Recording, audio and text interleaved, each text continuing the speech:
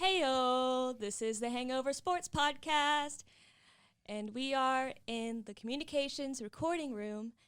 Here we have the infamous Max Gibbs Gray. Holla at you, boy. And we also have our runner, track star, bike, speed, demon fiend, JP Grace. What's up, everybody? Sadly, we do not have our Facebook dad, Supreme Poppy, Jason Stateham, because he has a cold. But we will make up for that in our subject today. We're going to talk about basketball and football fantasy leagues and focus on their heights, their lows, and where they're currently standing as the seasons wrap up for fantasy leagues. So whoever wants to go first to discuss their expertise, go right on ahead. Max, you can go ahead with football first. Okay. Well, in the football leagues this week in ESPN.com fantasies, it is actually the last week of the regular season. So that means that everyone will be trying to make their playoffs this week.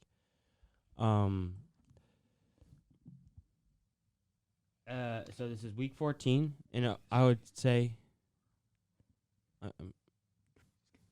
okay. Yeah. Well, there's week 14, and I would say that it is a pivotal week. I know everyone is.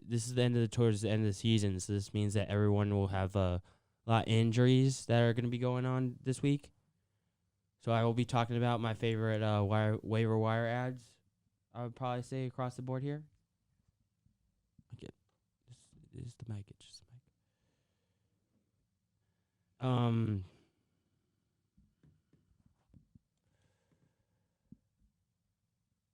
As we sort of say, is like as quarterbacks, if you need quarterbacks and you're injured, it's very injured, I would probably say you could waiver wire Cam Newton for the week if you are desperate of a quarterback.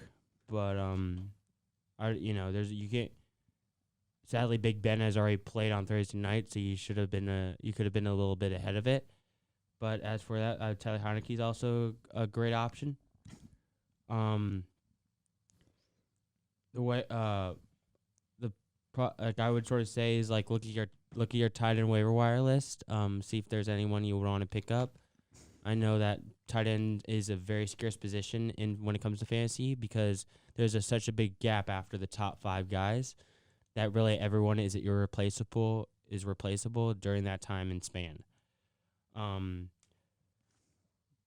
There's a couple of defenses that I do like this week that I would say that it would be the Niners defense would be a great addition to your lineup. Depending on who your quarterback is, you can't go wrong with. I like Justin Herbert and Lamar Jackson a lot this week. It is a very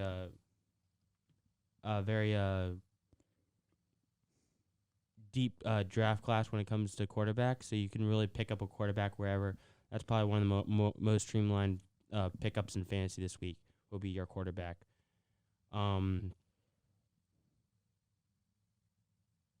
When it comes to, and then as you know, it's all about the trade deadline's passed. So really, your waiver wire pickups will be key at this point because you're sort of, besides your waiver wire pickups, you are dealt with the hand that your team has at this point, especially with injury ridden. So those are like a lot of things. I do like Tyler Boyd this week. I do like T. Higgins this week. I think they could have a great showing out this week for fantasy purposes. Cordell Patterson, if you have him, I would probably start him this week, along with Eckler and Kamara. Now I would go off to JP when it comes to... Wait, hold on. I just want to say I have one question for you right now. Yeah. Right now, the 2 top ranked players as QBs right now are Patrick Mahomes and Josh Allen. Josh Allen's number 1, and Patrick Mahomes is number 2. So who would you want right now? Well, right now, on your team. Right now, I would probably look at this weekly. I think they're both good quarterbacks right now. But if you're talking about like this week's basis only, I would probably go ahead and I would actually look up what the Yeah, because right now I think I'm looking at Patrick Mahomes this week. What do you think about that?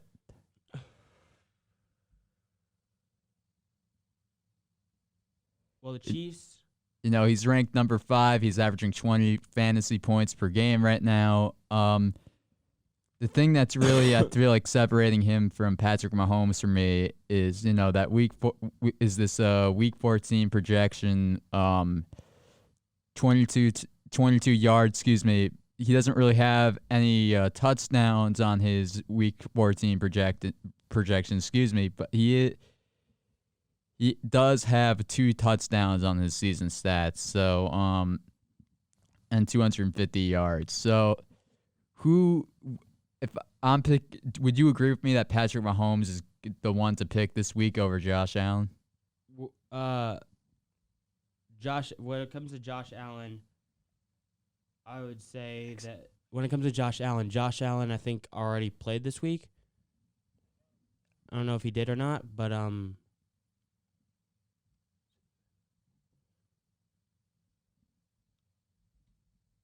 I would say that they play. So the Bills play the Bucks at 4:25, and I know the Chiefs play the Raiders. I think at 1:00. Obviously, I am sad to say this, but I would probably go with Patrick Mahomes because the Buccaneers defense is a lot better defense than the Las Vegas Raiders. That's gonna make me cry, but yeah. So I would probably go based off of matchup base. I'd probably go with Patrick Mahomes because he probably does have the better matchup this week. Okay, yeah, so that we can agree there. And then at the running back position for the top 2 rankings, we have Christian McCaffrey and Dalvin Cook. Now, when I look at these guys, Dalvin Cook, his week 14 projections were 25 yards, 3 receiving yards, and 1 touchdown. What do you think about that as composed to Christian McCaffrey? I don't know what exactly McCaffrey's game projected right now, but I know McCaffrey is just getting back from injury. If he's slotted, I assume I didn't know he was coming back healthy, but I assume if he's slotted to start, that means he's back healthy. So I know he came back from a horrible injury. So I would say that Dalvin Cook would probably be a better way to go because he is more healthy out of the 2 of them. Because this could be McCaffrey's first week back from that horrible leg injury. So I would probably say start Cook only on the basis of the health-wise of McCaffrey. Yeah, and for this week for defense, I'm feeling the Buccaneers defense. What do you think about that? Well, as I said, the Buccaneers play the Bills today, so I don't think it's gonna be a great matchup, but I can see why people would start him and slot him. It's not gonna be a great matchup because on the other side of the ball you do have Josh Allen, you do have a collective running back committee that is competent, and you do have the outside threat of Stephon Diggs and Dawson Knox on the outside, which I think will be a hard duo to stop for Buffalo. But I can see why, if you are in a situation where you do have to start the Buccaneers defense, I'm not going to be opposed to it. It's not the best matchup in the world, but it's not a death sentence. All right. And I have a question for you guys. So I've noticed a lot with you talking about who you're putting in the forefront for your picks and the like, that you take injuries into account. And I also noticed this for the last episode as well.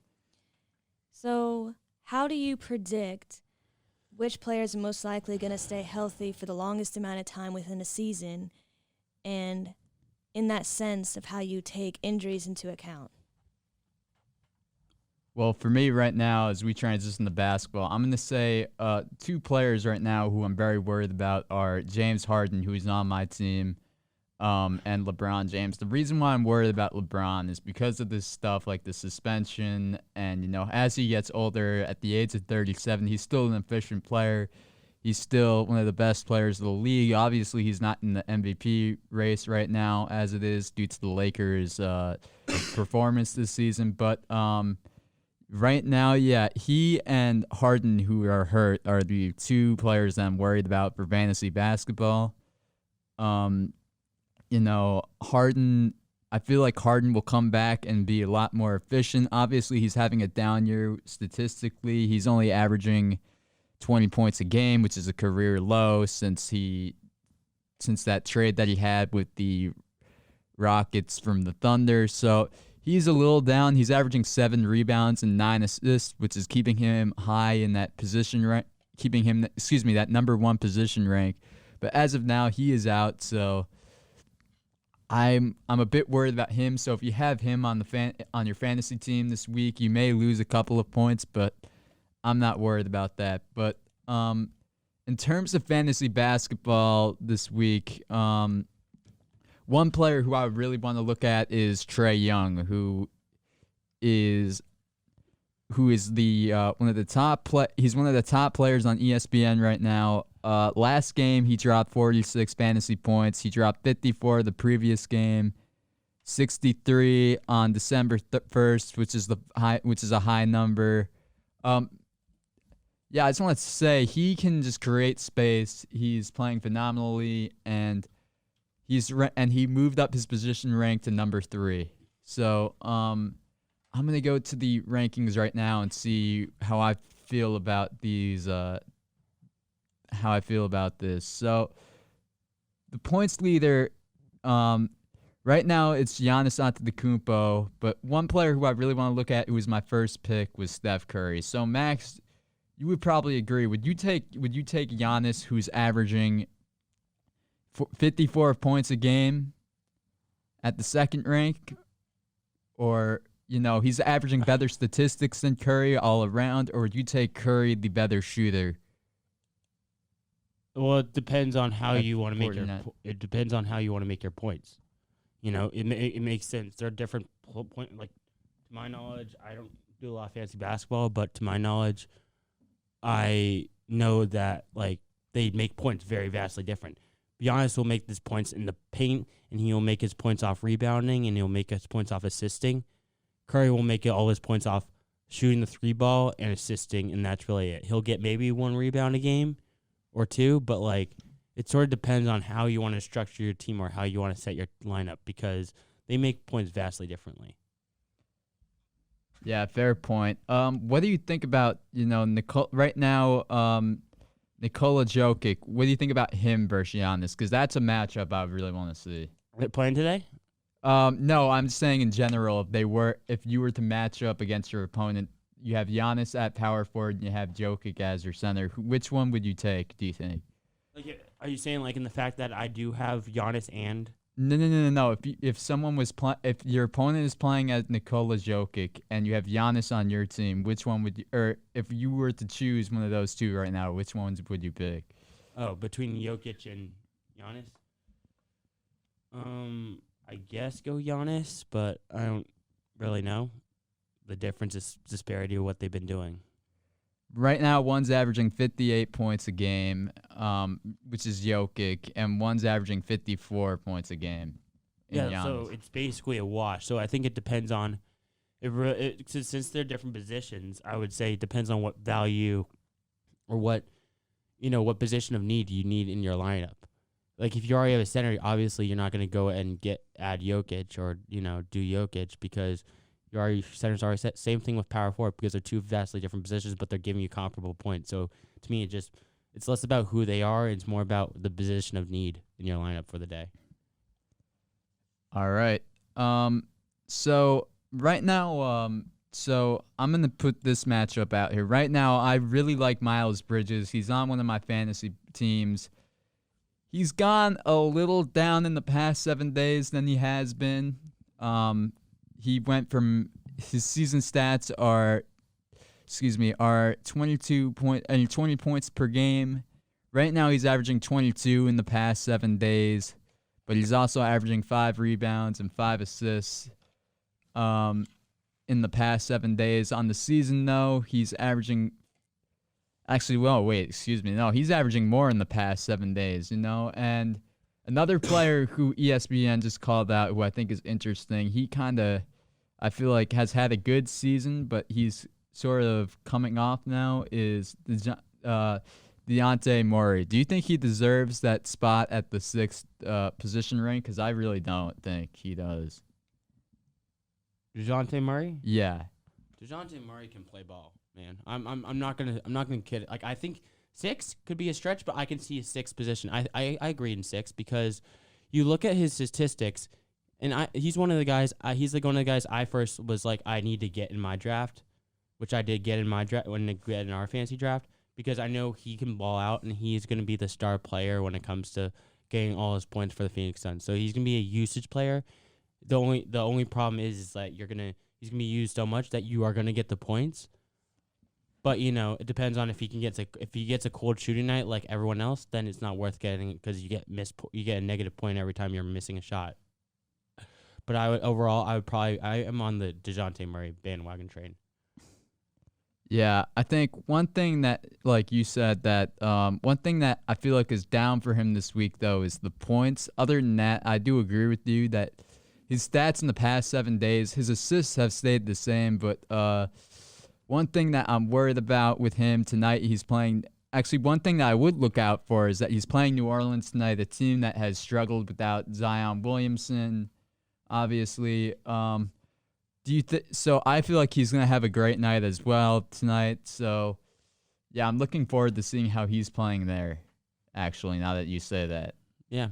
Yeah, I think he could it's against the Pelicans. I think he'll have a great game against the Pelicans. Because he was Zion, but he's not going to be guarded by Zion. Well, Zion's out. Yeah, I know. Yeah. But, the point is even if Zion was in there, he wouldn't be guarded by Zion because they play two different positions.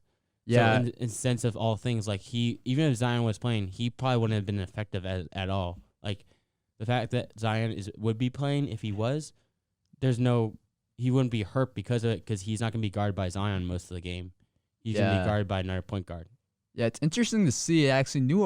So this matchup prediction by ESPN is actually close. It's 42% from New Orleans and 57% from San Antonio, and this is going to be an interesting matchup as well. I'm just going off guard here a little bit, but one player who I think is really interesting, who I forgot about in this game, is Jonas Valanciunas, who is a rebounding machine. Yep. So, yeah, I feel like that. So I feel like, as a guard, he's gonna have a much easier time against the Pelicans backcourt. But yeah, I feel like he's gonna have a good game against them tonight. You say so? He could possibly get a good game from them tonight. Yeah. Don't see any fault in your logic there.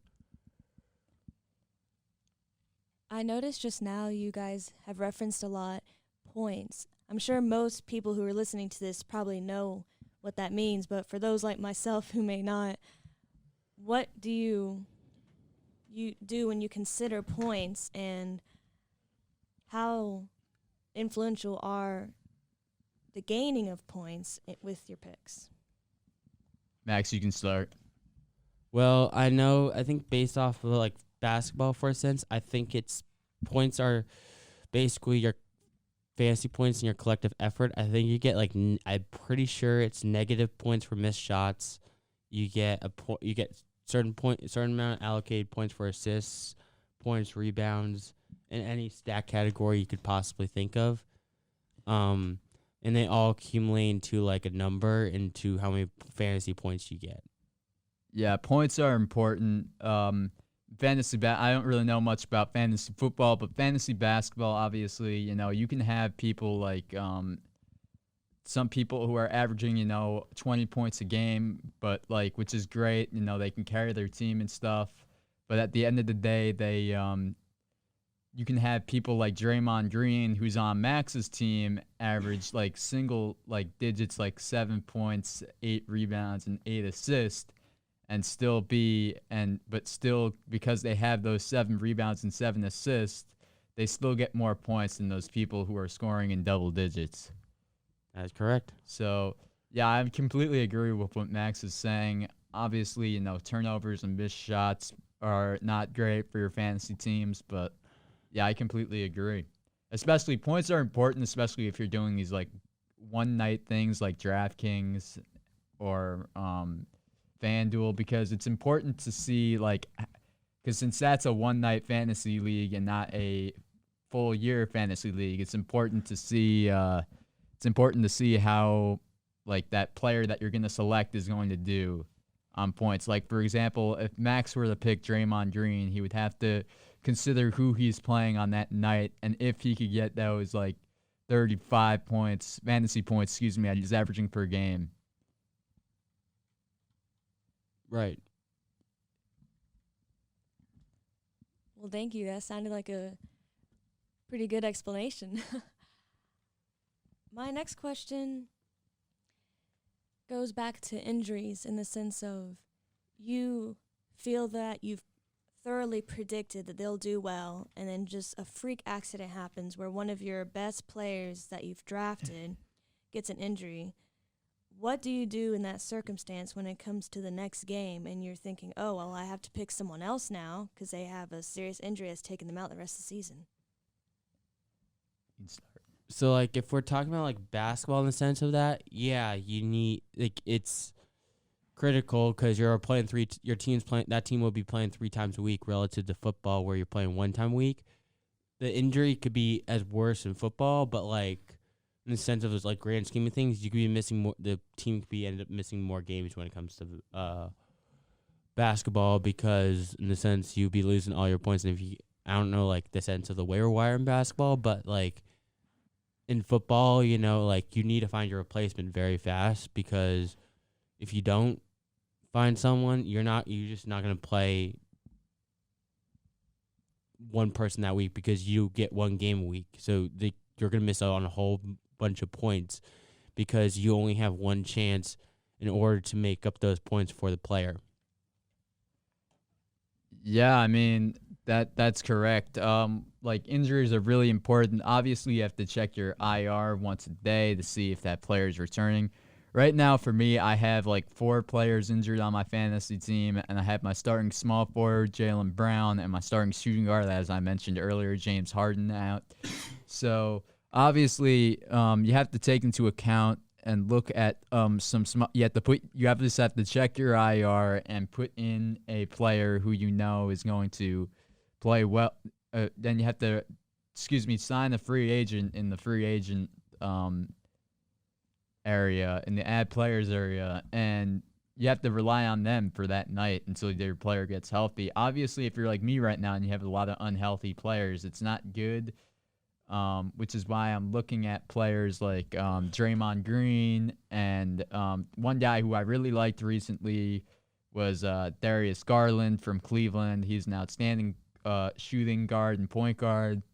Yeah, so you always have to look out for extra players if you want to add, and you have to check your IR daily if you have a player who's hurt. Like right now, I have Bam Adebayo who's out, who's usually my backup center who's out. So, yeah, obviously just check my advice is just check your IR, check which players are hot and who are available in your league. And, that's, I think, the success. I think, that's the mistake I made last year, because last year was the first time I did a fantasy league in a while, and I didn't know what the IR was. And so this year I'm taking advantage of that and looking for players every night that I feel like could be good. So my last question before we do our fun little trivia answers recap to see if anyone can win a comment for this show.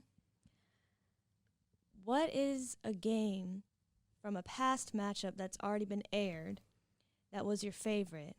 And then my second one is the same, but for a game that hasn't happened yet that's going to happen in the future. So, like, to my understanding, you're talking about, like, just a great football game in general. Yeah, just a favorite game of yours, whether it was the teams themselves or just really nail-biting good play. Yeah. So, there's actually like when I think about it in the recent years, there was a great actually Wednesday night game, not Wednesday night, Thursday night game a couple years ago against the Chiefs, and where it was Chiefs versus the Rams. And when we talk about this comes from a pure fantasy standpoint and pure points. So in 2019, November 2019, there was a game between the Chiefs and the Rams, and it actually being a shootout clinic in the sense of it, because it was it ended up being 54-51 to the Rams, but it was a pure clinic in the sense of like just it was entertaining to watch. The scoring was really, really fun to watch. For instance, like one of the quarterbacks, Patrick Mahomes, he ended up running with like six. He threw for six touchdowns in a losing effort by 3 points, while Jared Goff was throwing for 4 touchdowns in a winning effort, and the final score ended up being 54-51. Because this game was actually one of my favorite games I can remember, because they scored 54. They scored 54 points.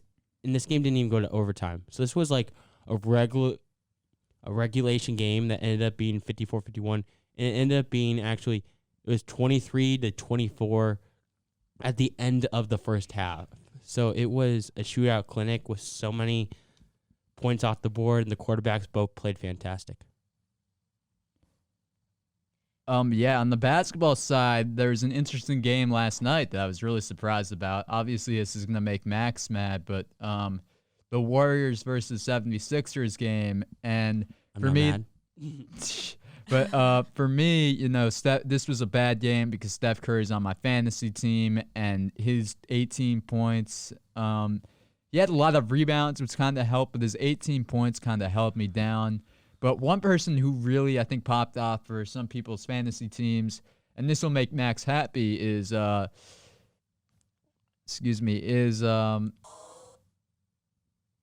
Jordan Poole, who is having a great season, but he obviously stepped up last night when Curry was hurt.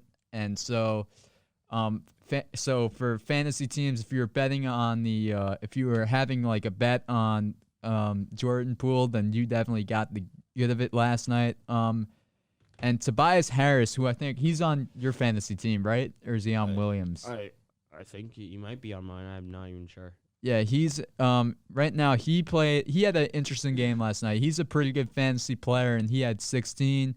Joel Embiid, who is very underrated, I feel like, this year in fantasy, he had a really good game, and I feel like he was the MVP of this game.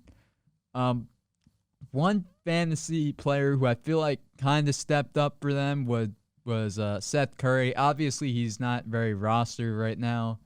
He had 10 points and 5 rebounds. And his defense, I really could have helped him pick up some points. He had 1 steal and 1 block.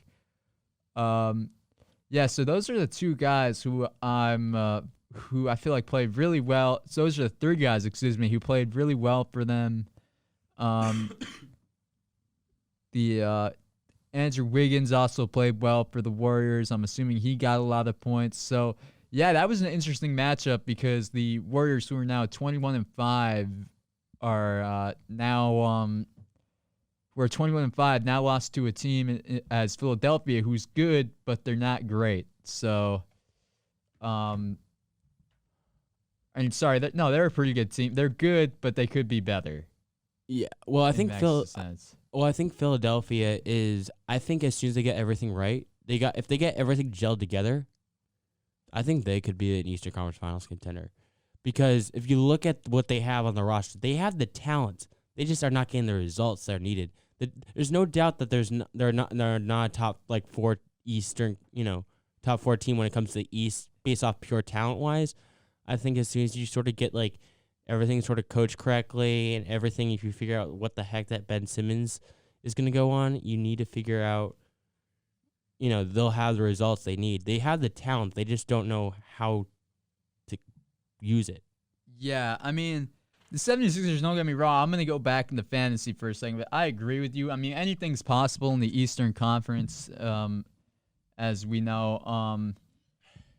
They're a pretty good team, but yeah, you never know in the East. They could be an Eastern Conference Finals team. As you said, I think Ben Simmons is going to be the ending factor of that. I feel like they should trade him, but at the same time, if they get him back with Tobias Harris and Joel Embiid, yeah, they're going to be somewhat good, I feel like, coming into the playoffs. And I'm going to go back to fantasy sports now. And my second question is along the same lines, but whether from a fantasy, solely that perspective, or just in the general of being an audience member watching it, whether from being at the game itself or television, what is a matchup you guys are looking forward to seeing as the season wraps up?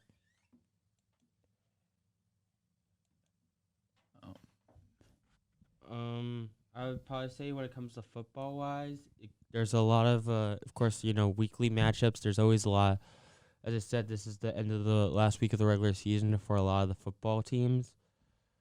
And I would probably say, like, if we look at the matchup-wise, I am hoping, and I think this could be true, that I think Cooper Kupp could, I think Arizona's defense is no joke, but it's Cooper Kupp. So in the sense of, things, he's still projected, 22 points, but I think that Arizona defense is still no joke, and it's crazy to me that he's also, so I think that's going to be a good matchup in the sense of, see how he delivers against a good stealth defense, even though Cooper Kupp is by far the number one receiver in fantasy. Yeah, I think in terms of fantasy and individual players, right now the two top players for the point guard position, which I feel like is one of the top positions in fantasy for basketball right now, the two top players are Trae Young and Steph Curry, so I'm interested in how they play out, especially with Harden being hurt. And I don't think Russell Westbrook is quite there yet to be considered a top three-point guard, but in terms of what matchups I would look out for this week for basketball, the Bucks are playing the Knicks, which I'm sure the Bucks will win, even though the Knicks kind of got the better of them the last time, or first or second time they played.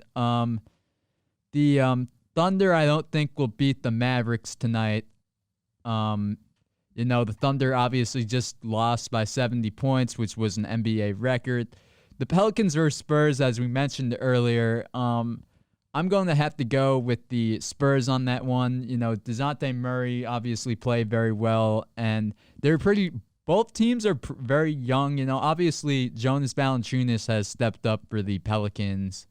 So I think if you're, voting on a team here, I would go with the Pelicans, who had a 57-41. In terms of the Trailblazers versus Timberwolves game tonight at 9, I'm going to have to go with the Trailblazers on this one. Damian Lillard has had a great season. He's about to sign a 2-year deal next season, I feel like, obviously after all the trade rumors. CJ McCollum is out. He's on my fantasy team, so I feel like if you're looking to bet on that game, I would take that into consideration. They're a much better team with him. One player who I would look out for that team is Joseph Nurkic, who's averaging a double-double with 13 points and 10 rebounds. He's also a great defensive player. So I would go for the Trailblazers with that game. Tonight's last late-night game is the Lakers versus Magic, and this is an interesting one because the Lakers have had a lot of drama this year. Obviously, Anthony Davis has even said that they are not playing as good as they should be. Anthony Davis is saying that they're not playing as good as he should be. LeBron is kind of all over the place, and however, with the way that the Magic are playing, they're not a very strong team. Right now, ESPN, let's see what they have, Matt. They have it as a 71% to 23% in favor of Los Angeles. Cole Anthony right now is the best scorer for the Magic, and Wendell Carter Jr. is I feel like the best all-around player. He's averaging 10 points and 8 rebounds. So I'm going to have to go with the Lakers for that one if you're betting on that game.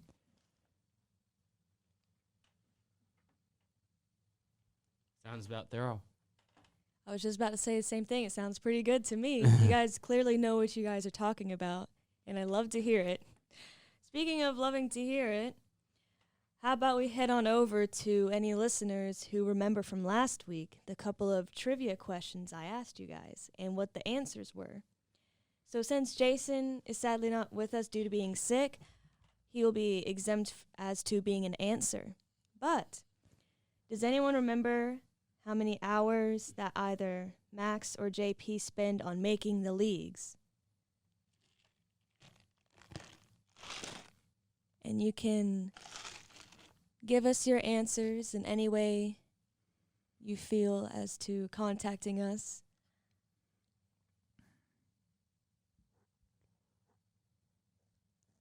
It'd be hilarious, honestly, if both of them forgot what they said. Yeah. It's like, oh, yeah, I guess that was the answer. Yeah. I relatively remember mine. Yeah, I don't Relatively. remember mine. I remember mine. Yeah. I have the same process every time I go through a fantasy football draft. Nice.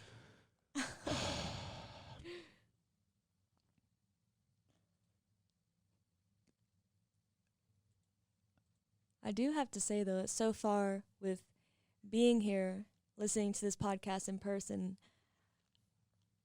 I really admire how thoroughly you guys answer the questions.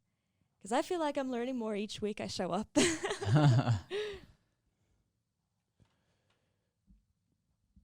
But Max, one question I have for you is I want to go back to the Draymond Green thing as like a reserve player. Would you pick him up? Yeah, probably, yeah. Yeah, like if he's available, why not? Nice. Well, yeah, that's all I had for the NBA right now in terms of fantasy and who you should bet on tonight.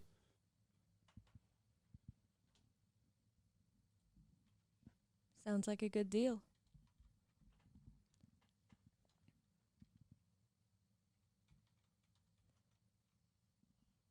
Max, do you have anything for more for football?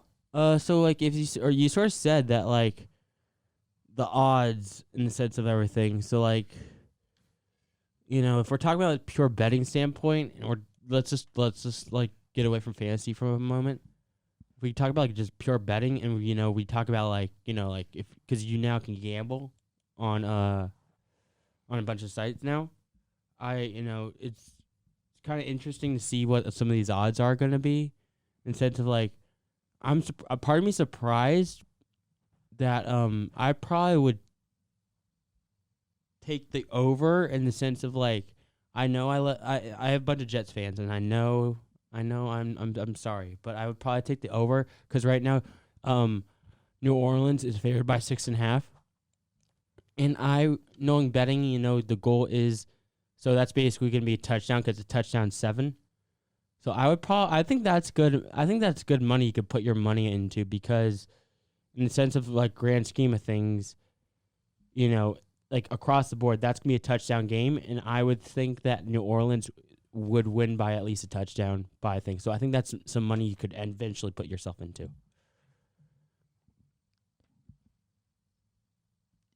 Yeah, I mean, I agree. I guess the next big NBA matchup that I'm seeing is probably the Raptors and Nets. It looks like that's this week. Yeah,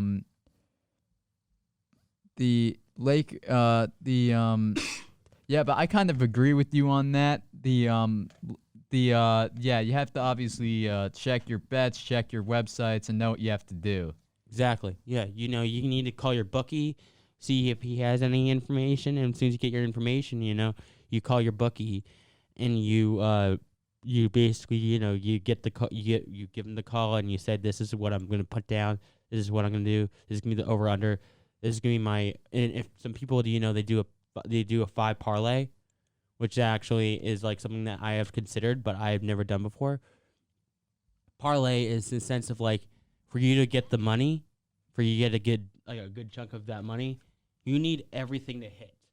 So in the sense of things like like if there's like one, if there's a Jets that Jets game needs to hit, that Atlanta game needs to hit, that Dallas game needs to hit, that Seattle game needs to hit, and that Detroit game needs to hit. So all 5 of those games would need to be successful, and for you to get like a big giant payout in order for the 5 parlay.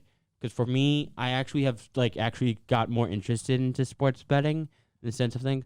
Probably because I'm now 21, but like, in the sense of things, it's sort of like I've gotten through it. I have my resources, especially through TikTok, in the sense of like I follow a bunch of betting people, and I don't gamble a lot, but when I do gamble, I'm sure I'm not guaranteed, but I'm feeling very confident in what I'm doing. So we do have someone making a guess on how much time you spend on your fantasy leagues. And I asked just to make sure it wasn't a troll answer. But they said 2 minutes. Which is obviously incorrect, but I just thought that was hilarious. Yeah, I mean, that's not right at all. But that's not right. The 2 is right, yes, but more mine's for Max, 2 weeks. Mine's like 2 weeks, yeah. I spent 2 weeks on everything. 2 weeks on what? Making the league or doing fantasy?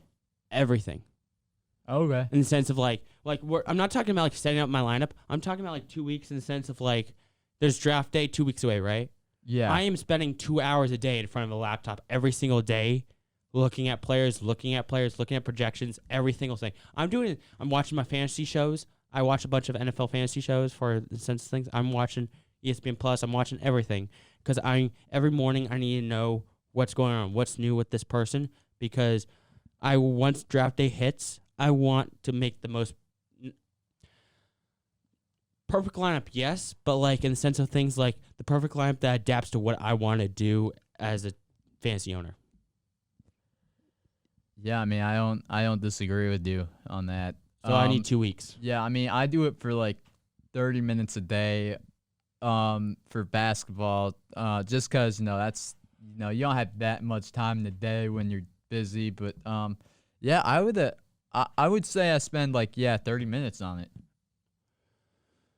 And for the next question, we also have a guess as to how old both of you were when you first got into fantasy.